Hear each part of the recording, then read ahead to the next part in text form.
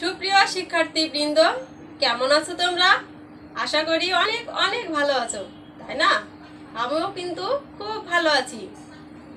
তোমাদের সবাইকে জানাই ডিজিটাল প্রাইমারি এডুকেশন চ্যানেলের পক্ষ থেকে সকলকে আন্তরিক শুভেচ্ছা এবং অভিনন্দন। তোমরা যারা চতুর্থ শ্রেণীর শিক্ষার্থী রয়েছো, আজ আমি তোমাদের একটি পাঠ নিয়ে হাজির হয়েছি। এখানে আলোচনার বিষয়বস্তু রয়েছে পদার্থ, যা রয়েছে তোমাদের অধ্যায় 6। শিক্ষার্থী বন্ধুরা, আমি জানি তোমাদের সাথে তোমাদের প্রাথমিক বিজ্ঞান বিষয় বইটি, খাতা এবং কলম রয়েছে।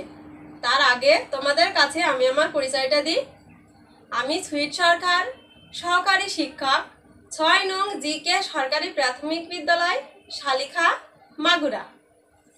শিক্ষার্থীবৃন্দ, দেখো, আজ আলোচনার বিষয় রয়েছে পদার্থ। এটি কিন্তু খুবই একটি গুরুত্বপূর্ণ বিষয়, তাই না? বন্ধুরা, তোমরা খেয়াল করে দেখো তো তোমাদের চারিপাশে কি কি বস্তু রয়েছে। হ্যাঁ, নিশ্চয়ই রয়েছে কি বই, খাতা, কলম, চেয়ার টেবিল, জামা কাপড়, এগুলো রয়েছে, তাই না?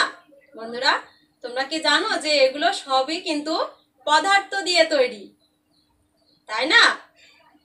তাহলে এই সকল বস্তুর কথা মাথায় রেখে তোমরা বলো তো পদার্থের কি কি সাধারণ বৈশিষ্ট্য থাকতে পারে? হ্যাঁ, একটি পদার্থের কিন্তু নির্দিষ্ট একটা আয়তন রয়েছে, তাই না? তারপরে পদার্থের একটি ওজন রয়েছে, কোনোটা হালকা আবার কোনোটা ভারী। আবার পদার্থের কিন্তু একটা, অর্থাৎ প্রত্যেক বস্তুরই কিন্তু এক একটা আকৃতি রয়েছে, তাই না? কোনোটা ত্রিভুজ আকৃতি, কোনোটা গোল, বিভিন্ন আকৃতির হয়ে থাকে, তাই না? হ্যাঁ বন্ধুরা, আমরা এই আলোচনায় বিভিন্ন কাজ এবং এই আলোচনার মাধ্যমে জানতে পারবো পদার্থের কি কি সাধারণ বৈশিষ্ট্য রয়েছে। এর আগে তোমাদেরকে কিন্তু একটি ছোট্ট কাজ করতে হবে। কাজটি কিন্তু খুবই মজার। আমি এখানে একটি ভিডিও দেখাবো। সেই ভিডিওতে একটি ছক তৈরির কথা বলা হবে এবং কিছু নির্দেশনা সহ। আর এখানে একটি পরীক্ষার কথা বলা হবে, অর্থাৎ কিছু উপকরণ সহ একটি পরীক্ষামূলক কাজের কথা বলা হবে। তোমরা সেগুলো খুব মনোযোগ দিয়ে দেখবে তাহলে। এবং দেখো, আমিও তোমাদের সাথে কাজটি করব বলে একটি ছক বোর্ডে করে রেখেছি। তোমরা প্রয়োজনে অবশ্যই এখান থেকে হেল্প নিতে পারো ছকটি তৈরি করার জন্য। এখানে একটি মজার বিষয় হলো একটি পরীক্ষামূলক কাজ রয়েছে, তাই না বন্ধুরা? এই পরীক্ষাটি কিন্তু আমরা ছবি এঁকে করব না, এটা আমরা হাতে কলমে করব, ঠিক আছে? এই যে দেখো, আমি এখানে কিছুটা পানি সহ একটি কাচের গ্লাস নিয়েছি। এখন পানির উপরিতলকে চিহ্নিত করার জন্য আমি একটি রাবার এখানে রেখেছি। রাবারটি তোমরা নিশ্চয়ই দেখতে পাচ্ছ, এই যে একটা হলুদ রঙের রাবার লাগিয়ে রেখেছি। আর নিয়েছি একটি পাথরের টুকরো। আমরা তো জানি অবশ্যই এটি একটি পদার্থ, তাই না বন্ধুরা? এখন তোমরা এই পরীক্ষাটি কিন্তু খুব খেয়াল করে দেখবে, কারণ এই পরীক্ষামূলক কাজের উপর ভিত্তি করেই কিন্তু তোমাদেরকে এই ছকটি পূরণ করতে হবে, ঠিক আছে বন্ধুরা? দেখো, এখন গ্লাসের অবস্থা কেমন আছে, অর্থাৎ পানি কোন পর্যন্ত আছে। দেখো, রাবার বোর্ড চিহ্নিত স্থানে কিন্তু পানির উপরিতল, তাই না? তাহলে এখানে আমি এটা রেখে দিই।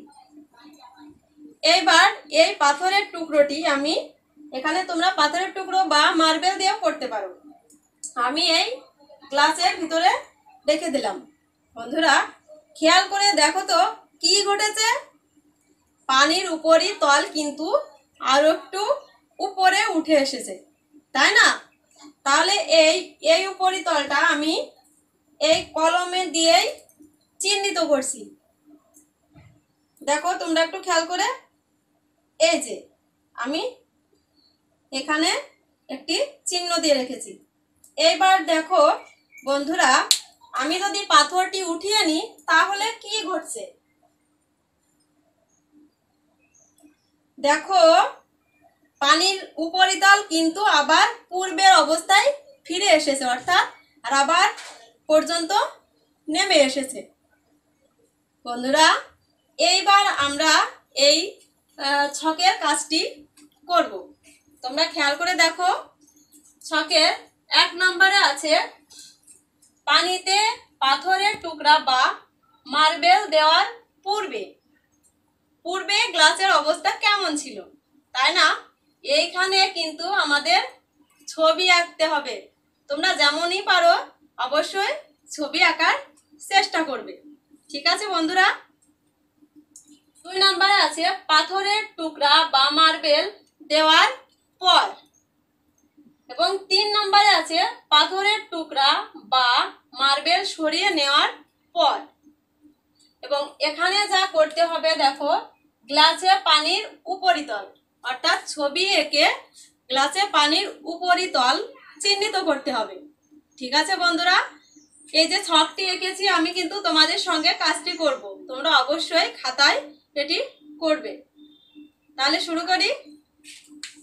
দেখো 1 নম্বরে পানিতে পাথরের টুকরা বা মার্বেল দেওয়ার পূর্বে কেমন ছিল, তাই না? তাহলে আমি আঁকি এখানে।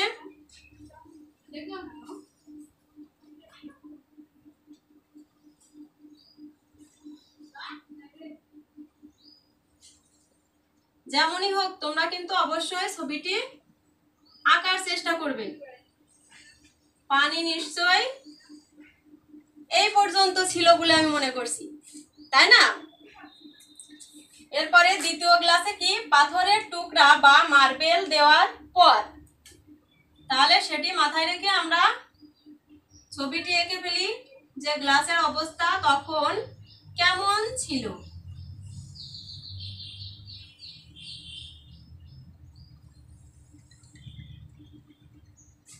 তখন কিন্তু পানি এই পর্যন্ত উঠে গিয়েছিল, অর্থাৎ পানির নিচে যেখানে রাবারটা ছিল এইখানে, আর পাথরের টুকরা দেওয়ার ফলে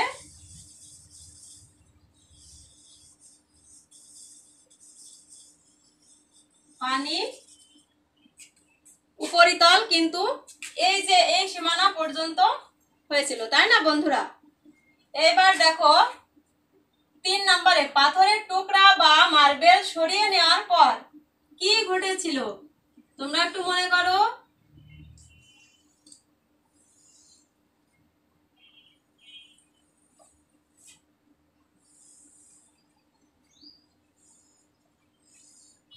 হ্যাঁ, এই অবস্থার সৃষ্টি হয়েছিল, অর্থাৎ পানি আবার রাবার পর্যন্ত চলে এসেছিল, অর্থাৎ সেই পূর্বের অবস্থায় ফিরে গিয়েছিল, তাই না বন্ধুরা? আশা করছি তোমরাও এই কাজটি নিজ নিজ খাতায় করেছো, তাই তো? শিক্ষার্থী বন্ধুরা, এত সময় আলোচনা এবং পরীক্ষামূলক কাজের মাধ্যমে আমরা কি কি জানতে পেরেছি, এইবার কিন্তু তোমাদেরকে বলতে হবে, অর্থাৎ আমি তোমাদেরকে কিছু প্রশ্ন করব। খুবই সহজ প্রশ্নগুলো হলো, পানিতে কোনো বস্তু দেওয়া হলে গ্লাসের উপরিতলের কি পরিবর্তন হয়? হ্যাঁ, তোমরা একটু ভেবে বলো তো কি পরিবর্তন হয়েছিল যখন পাথরের টুকরোটি গ্লাসের ভিতরে দেওয়া হয়েছিল? হ্যাঁ বন্ধুরা, ঠিক বলেছ, এখানে পানির উপরিতল আরো খানিকটা উপরে উঠে গিয়েছিল, তাই না? এরপর পাথরটি যদি গ্লাসের থেকে উঠিয়ে নিই তাহলে পানির উপরিতলের কি পরিবর্তন হয়েছিল?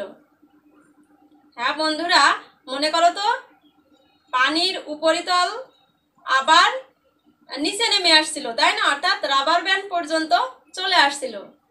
তাহলে এই যে আলোচনা এবং পরীক্ষার মাধ্যমে আমরা কিন্তু একটা ফল পেয়েছি, অর্থাৎ এই ফলাফল থেকে আমরা কি সিদ্ধান্তে উপনীত হতে পারি, অর্থাৎ এ পদার্থের কোন বৈশিষ্ট্যর আমরা উপলব্ধি করতে পারি। হ্যাঁ বন্ধুরা, এখানে আমরা বুঝতে পেরেছি যে প্রত্যেক বস্তুই একটি জায়গা দখল করে, অর্থাৎ পদার্থ জায়গা দখল করে, তাই না?